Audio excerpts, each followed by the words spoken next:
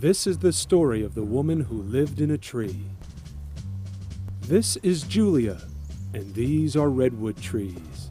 One day a couple of years ago, Julia climbed a redwood tree that was about to be cut down. It was an old tree other people had named Luna.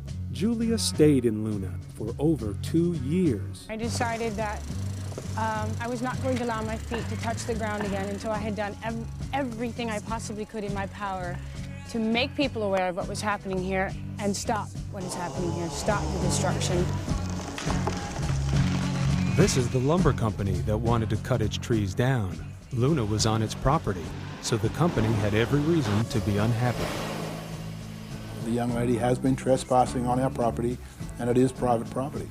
Julia says security guards were brought in for 10 days to keep food and other supplies away from her. They couldn't, so they stopped trying. Drive safe, be careful. Some people in the company even began to admire the stubborn woman in the tree. Julia. Sitting in a tree wasn't always so peaceful. To become one with nature. Julia had to deal with El Nino.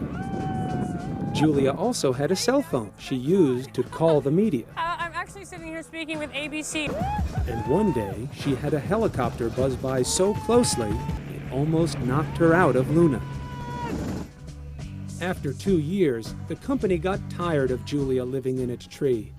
Julia was tired too. So they made an unusual deal. Ms. Hill has agreed to pay the company $50,000, which we in turn plan to pass over to Humboldt State University, the local college, and the money will be used for forestry research. And Julia could come back down to the ground.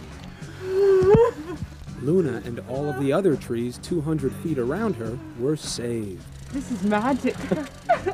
Now Julia travels across the country, We point at everything that's wrong in the world. telling her story of personal power and responsibility. I talk to people about pointing. And from all over, people come to listen to the woman who lived in a tree. So as I was up in the tree pointing at corporations, as I was pointing at the government and the agencies, as I was pointing at consumers, I realized that there's 3 fingers pointing back. And I looked at those 3 fingers as power, responsibility, and love. Julia wants everyone to know you don't have to live in a tree to save one. We have the power to change the world. This is not a message of can we make a difference? It is we do make a difference. We have the responsibility to make the choices that will preserve the environment for future generations. When we apply those 3 fingers, we realize the power to make change lies in the palm of our own hand.